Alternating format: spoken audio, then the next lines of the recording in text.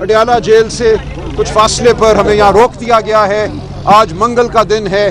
कानून के हवाले से, इस्लामाबाद हाई कोर्ट के फैसले के हवाले से ये बहनों का, वकला का हक है कि खान साहब को मिलें, लेकिन हमें इस हक से आज फिर महरूम किया गया है। यहाँ नाके लगे हुए हैं, लेकिन आज जहाँ 100 से ज़्यादा MPA हजरात और बड़ी तादाद में MNA हजरात मौजूद हैं, ये वो हैं जो असेंबली में बैठे हैं और ये वो हैं जिनको असेंबली में नहीं जाने दिया गया इलेक्शन जीतने के बावजूद। तो ये पाकिस्तान के करोड़ों लोगों की आवाज़ है। इन तमाम नुमाइंदों की शक्ल में यहाँ पाकिस्तान की आवाम खड़ी है और हम ये नारा लगाते रहेंगे, खान की आज़ादी का नारा, हर एक की आज़ादी का नारा, जिसको इस वस्तायत ज़दा निज़ाम ने कैद किया है। मेरे साथ खड़ी हैं नौरीन आपा, उज़मा आपा। आप जानते हैं इनके बेटे हसाम न्याजी को भी एक मिलिट्री अदालत के ज़रिए 10 साल की सज़ा दी गई है। मेरे साथ खड़े हैं जनाब अकरम उस्मान साहब, इनको भी एक मिलिट्री अदालत ने 2 साल की सज़ा दी थी। सुप्रीम कोर्ट ने अपने फैसले में ये कहा, जिसमें उन्होंने अगरचे मिलिट्री अदालतों को बहाल रखा और हम समझते हैं ये गलत फैसला है, लेकिन इस फैसले में भी उन्होंने ये कहा कि इन तमाम लोगों को जिनको मिलिट्री कोर्ट्स में सज़ा हुई है, इन्हें हाई कोर्ट के सामने अपील का हक दिया जाएगा और वो हक पार्लियामेंट अपने एक कानून के ज़रिए पैदा करेगी। तो आज उस फैसले को तकरीबन 4 माह हो गए हैं और पार्लियामेंट टस से मस नहीं हो रही। ये सुप्रीम कोर्ट की भी तौहीन है।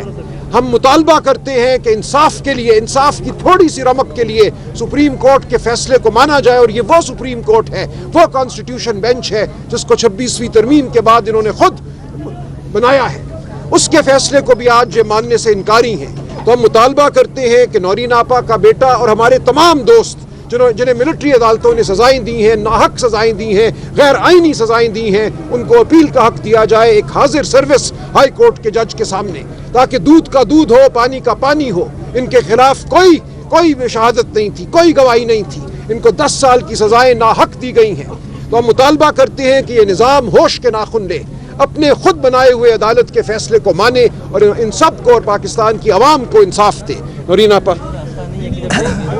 मैं भी उसी चीज़ के लिए खड़ी हूँ और मैं कहती हूँ कि अब इनको इसके ऊपर फैसला करना चाहिए। अगर ये पार्लियामेंट में जाए, जल्दी फैसला करें कि बेगुनाह लोग सज़ाएं काट रहे हैं और वहाँ पे जो जुल्म है इनके साथ, जो मिलिट्री कैदियों के साथ अलहदा से जुल्म है, बाकी कैदियों की तरह नहीं रखा हुआ, उनको जहनी जिस्मानी टॉर्चर में रखा हुआ है। पहले जिधर वो रहकर आए हैं मिलिट्री के अंदर, बहुत जुल्म हुआ उधर। और कल एक आपको गुजरांवाला में एक बच्चे का, कासिम खोखर, एक नौजवान बच्चा जो कि मिलिट्री कोर्ट की सज़ा काट रहा था, उसको बड़ी बीमार हो गया। उसके बताया उसने कि मेरे सीने में दर्द है। ना उसको हॉस्पिटल लेकर गए और ना डॉक्टर को दिखाया, और जब उसकी लाश लेकर आए पोस्टमार्टम के लिए तो उसको हथकड़ियाँ लगी हुई थी। ये मुसलमान मुल्क है, और कोई मुल्क करता तो हम कहते, कश्मीर में होता हम कहते मुसलमानों मुल्क है। एक जो फौत हो जाता है उसकी भी एक बड़ी बेहुरमती है उस लाश की भी, कि आप उसके साथ ये करें। और उस माँ का सोचें, जिस माँ का बेटा, जिससे 2.5 साल बाद उस माँ ने जब मिली है तो उसकी लाश आई। तो ये जो जुल्म कर रहे हैं इनको एहसास भी नहीं है।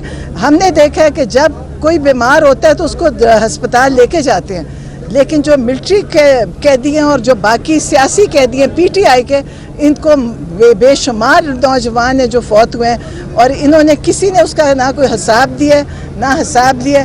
लेकिन मैं एक माँ के तौर पे कहती हूँ कि मैं ज़रूर पूछूंगी कि मेरे बेटे को इतनी सज़ा क्यों दी और उसको तकलीफ़ टॉर्चर क्यों किया। ये उनकी तरफ से हो रहा है। मैं प्रोटेस्ट करती हूँ, मेरा एहतजाज जारी रहेगा इस जुल्म के ख़िलाफ़। और जो ये जुल्म इनके साथ कर रहे हैं, जब ये निकल आएंगे तब भी मैं इसके ऊपर पूरा जारी रखूँगी अपना एहतजाज, जब तक मुझे इसका इंसाफ नहीं मिलेगा।